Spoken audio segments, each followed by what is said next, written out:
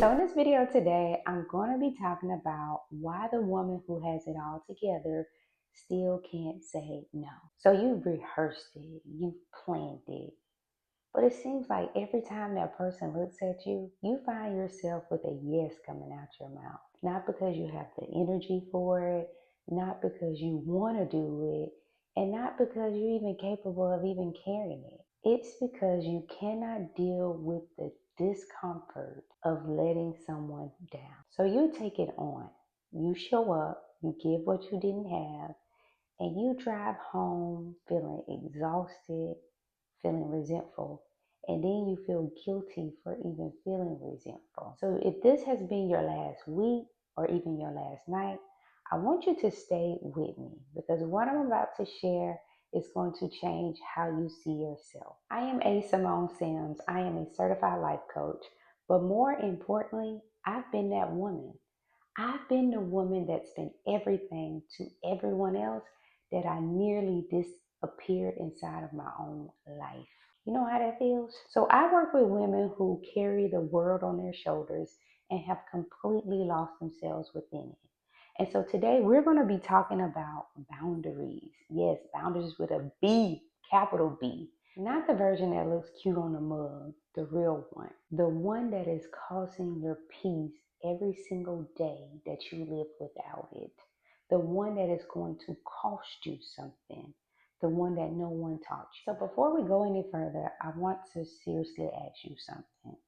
And I want you to be honest. And I don't want you to ignore this question because it's something you don't want to talk about or you don't want to hear. When is the last time someone asked you to do something and you actually said no? Without giving an explanation, a full explanation, without giving like 3 or 4 different apologies, without lying awake at night wondering if so and so or he or she is mad at you for saying no. Not just because you had something to do, not because it doesn't work, but because you don't want to, because you chose yourself. I want you to take a moment and answer that because I believe that the answer you give is going to tell you exactly where you are. So here's the thing I need you to first hear and understand. You are not weak. You are not broken. You are a woman that learned very early that your needs were negotiable, that love had conditions, and that being agreeable kept the peace. You know, we don't want to rock the boat. We don't. So we just gonna go with the flow and whatever they say, we just gonna kind of agree and keep it moving. That's what you learn. That showing up for everyone else was how you earned your place in the room. So maybe that came from your childhood. Maybe it came from a relationship that actually punished you every time you chose yourself. Maybe it came from a job that rewarded your selflessness and called it dedication while it was silently draining you dry. But somewhere in some season of your life, you learned that saying no had consequences with it. And your nervous system has kept that score. Your nervous system has never forgot that lesson. So now, even though you're grown, even though you're capable, even though you are in a completely different life, your body has kept that score. So that brace you get before, you know how somebody about to ask you something and you feel it and you really want to say no, but you say yeah. That brace you get, that's your nervous system keeping score. It's not weakness. It's not a sense of weakness. What it is, it's a memory like, yeah, it wasn't safe for me to do that last time. So this time, the best bet I better do is say yes because of the things that you have been through in your past. And it's trying to protect you. It's been protecting you for a long time, but the problem is it's actually costing you more than saving you. So I want to stop here for a moment because I know that what women have been sold on as a boundary actually is not. I think that we were never taught what boundaries actually are.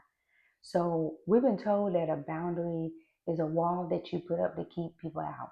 It's like an ultimatum. Okay, this is the way it's gonna be, and that's what it is. It's almost like a declaration of war. It's like it's been taught to us as punishment, as aggression, and that is not what a boundary is. So a boundary simply does. It shows what is yours to carry and what is not. It shows where you end and something else begins.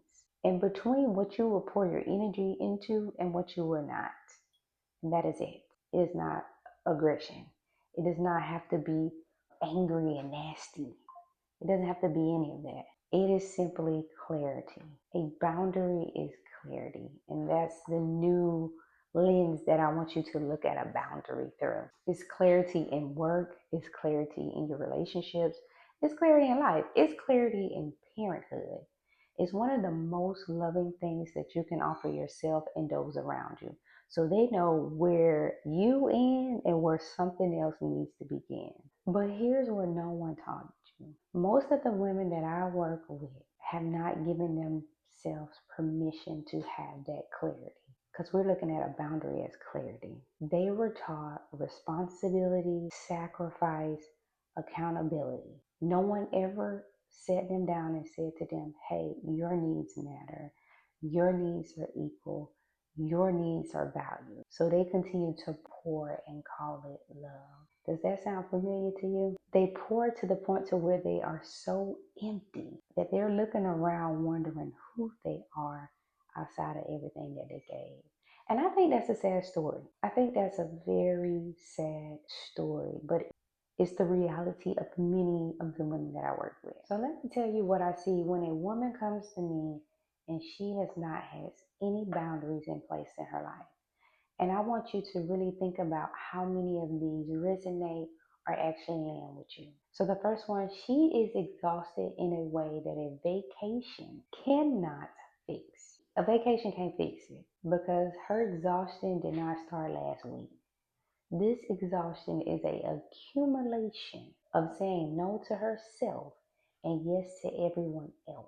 This is an accumulation of saying yes when everything in her body was saying no. So that's a different level of exhaustion. So she has people in her life that completely drains her. And she continues to maintain those relationships because she feels guilty and painful for pulling back and just continues to stay into something that is completely draining her. It's depleting her. So she says yes to so many things that are misaligned to where God is calling her to. She has no energy. She has no time.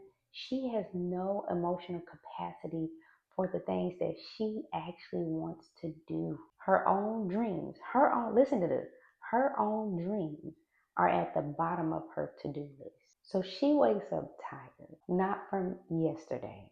She wakes up tired from everything that she agreed to say yes to that was never hers to carry. And the cost that she never talks about is the deepest one. She stopped trusting her instinct. So every single time she said yes to something that she really wanted to say no to, it sent her a message that her instincts don't matter, that her peace is negotiable, and that everyone else's comfort is way more important than her wholeness. So how much of that describes your life right now? Like, not theoretically, like seriously, how much of that describes your life right now? So here's what no one talks about. There is a painful irony that comes with the woman who handles everything, who holds everything. Because the more capable you are, the more things are handed to you. Because the more capable you are and the more you can handle, the more people keep giving you the ball to handle it. And the more you keep accepting that particular ball and never drops it. They just keep putting more balls in her hand. And she keeps catching them. Because nobody thinks like she's carrying everything. She's not dropping anything. She's not looking like she's struggling. So we gonna keep handling them. And she's gonna keep accepting them because reliability became her worth. Capability became her currency.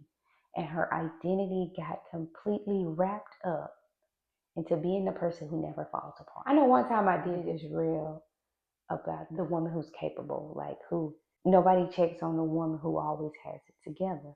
Nobody checks on the woman who never falls apart. And she made it that way. And a lot of the times we don't understand, we make it that way. So now this woman never considers saying no. It does not just feel like she's letting someone down. It almost feels like she's letting herself down Not almost, it does, because her identity is completely wrapped into having it all together. And nothing's wrong with a woman who does have it together. But there is something wrong with a woman who look like she got it together and she falling apart on the inside. That is a problem. That is something wrong with that. So when she even considers of saying no, it doesn't just look like she's letting someone down. It looks like she's letting herself down because her identity is completely wrapped up into being the person who never falls apart. It feels like she's losing herself. Like if she stops performing at this rate, she will completely fall apart because she doesn't know who she is outside of being needed. And that love and respect and the place that she built for herself will disappear the moment she stops being so available. It's a trap. And I call it the strong woman trap. And it's one of the most exhausting places that a woman can live because you're not just carrying the weight of everyone else's needs and problems. You're carrying the terror of what happens if you put them down. I know that resonates. I know it does.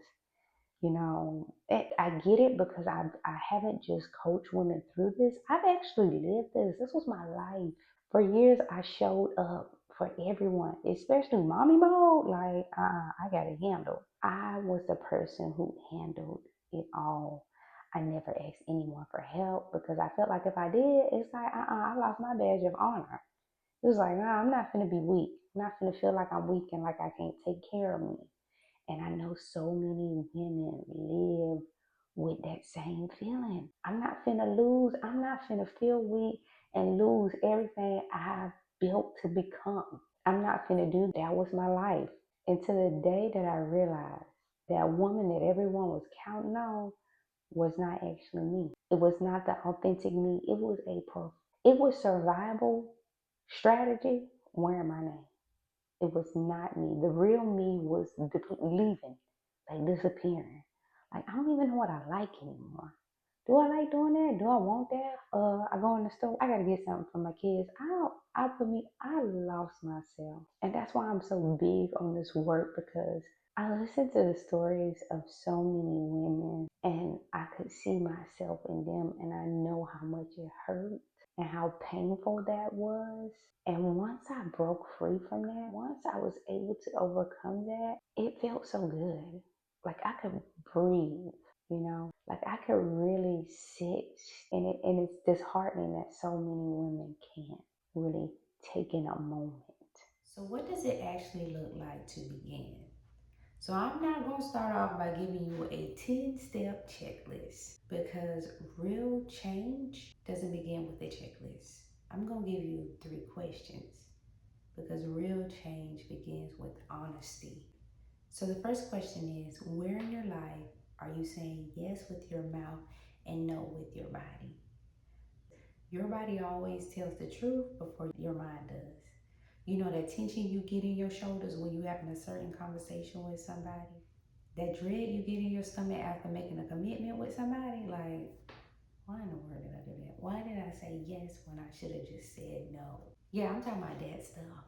That's the stuff we gotta get real about. That resentment that arises every time you agree to something. That's not always anxieties. That's a place where you don't have a boundary that's speaking to you. So you got to start listening to it. And so the second question is, what are you actually afraid will happen if you say no? Yeah, I know we don't want to think about that, not that vague feeling, that specific stuff. Like, will she be mad at me? Will he pull away from me? Will they even talk to me again? Will they think I'm acting different? Will they think I'm changing? Will I lose this relationship? Yeah, that stuff. You have to name it. Because stuff that's just out there in the abstract, it has unlimited power over you. So we want to make sure we are specific. We want to make sure we are actually examining what is causing us to feel that way. Because once you examine something and you can actually name it, you can actually change it. And you can also think, is this fear based on what I feel right now? Or is this based on what survival mode has ingrained in me over the years? And question number 3, what is it costing you to keep saying yes? Not eventually. I'm talking about today, right now. What is it costing you in your body? What is it costing you in your sense of self?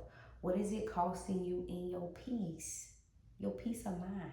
What is it costing you? The dreams you keep postponing, the calling you keep walking past. So, the cost of building a boundary can feel immediate and it can feel uncomfortable.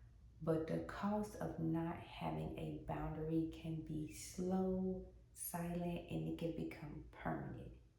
You can permanently continue to lose yourselves in the lives of the people around you because you have not set boundaries in place to let them know where you stop and they begin, to let them know where this is all you can carry and that is theirs to carry, to let them know clarity, because a clear mind can prosper. So before I close this video, I want to ask you one final question. And I want you to sit with it and I want you to be honest with it. If nothing changes, if you keep saying yes to everything that inside of you is saying no to, if you keep carrying what was never yours to carry, if you keep shrinking yourself in order to keep everything and everyone around you comfortable, who would you be a year from now? What will still be waiting? What would you be giving up? And what version of yourself will you have buried? Now answer this. What will become possible if you finally learn to hold the line? Yeah, that boundary line. It doesn't have to be perfect, but intentionally hold it. Intentionally and consistently. What would your energy feel like in the morning? What would your relationships look like if you build truth instead of obligation? That's a deep one. What will you finally have the capacity to pursue? What will God be waiting on you to say yes to? Because you will finally have room, because you haven't been saying yes to everything else. So I'm going to recommend 2 scriptures to read that will help you with this work of boundary work. I'm going to read them. I'm going to be reading them in the New King James Version. So Proverbs 4:23 says, "Keep your heart with all diligence, for out of it springs the issues of life." Not some of the issues, not the big ones, but all of the issues. Your heart. Keep it with diligence. Everything that flows out of your life, your relationships, your parenting, your work, your peace, your pain, it all starts in your heart. So, what are you letting into your heart? Who are you letting speak into your heart? What are you watching? What are you consuming? And what are you agreeing with? Because your heart is just not where you feel things. It is the source of everything that you produce. And a heart that is unguarded, unprotected, overexposed, and consistently pouring into everyone else's life with nothing being poured back into it, that heart will eventually be poisoned by other people's and everything that it touches. And it's not because you are broken, it is because you never guarded the source. So I think that's a really good one when you're struggling with boundaries. And then the other scripture that I have for you, this is one of my favorite scriptures, is Matthew 11:28-30. So I'm going to read it out. It says, "Come to me, all who are labor and heavy laden, and I will give you rest. Take my yoke upon you and learn from me, for I am gentle and lowly in heart, and you will find rest for your souls. For my yoke is easy and my burden is light." And that's Jesus talking right there now. So I need you to actually hear what Jesus is saying here. He's not saying push through. He's not saying figure it out. He's saying bring it to me. Bring your problems, your burdens, your heavy loads, everything you carry, bring it to me, all of it. So that yes, that you meant to say no to, you need to bring that to God. The weight of carrying everything that was not yours, you need to bring that to Jesus. That relationship that is draining you, Jesus said bring that to him. That identity you built around never needing anything, that's the big one, that strong women trap.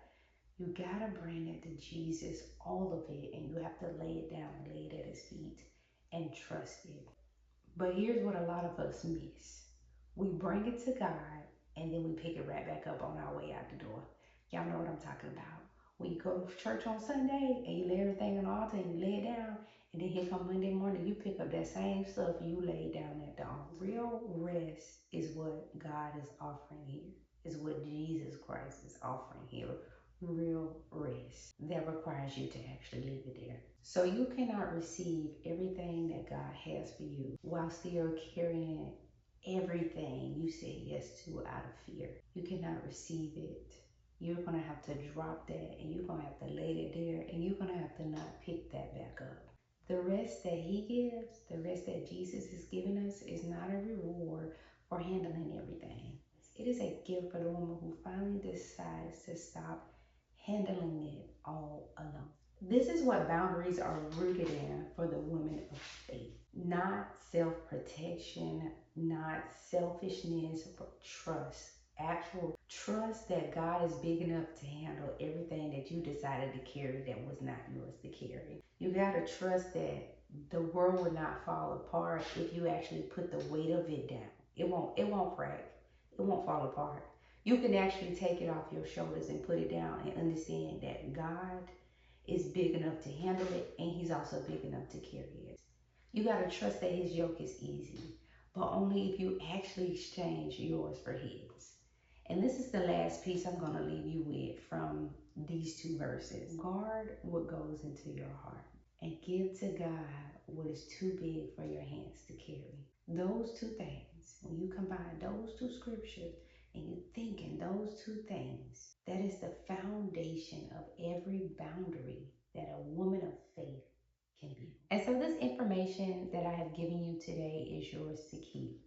So I want you to take those three questions and I want you to answer it deeply. But the work of dismantling patterns and understanding why your boundaries collapse, rebuilding the relationship with yourself, and learning what it feels like to choose you without guilt, that's deep work. And that's the type of work that I offer in my one-on-one coaching practice. And it's also the type of work that we will be doing at the Unlearning Survival Retreat this September 24th through the 27th, 2026, Charleston, South Carolina. So thank you for being here. I do not take it lightly that you have given me this time. And if the woman described in this video resonates with any woman that you may love, please send it to her. Remind her that she is not broken. She is just carrying too much. So subscribe to see what's next, and I'll see you in the next.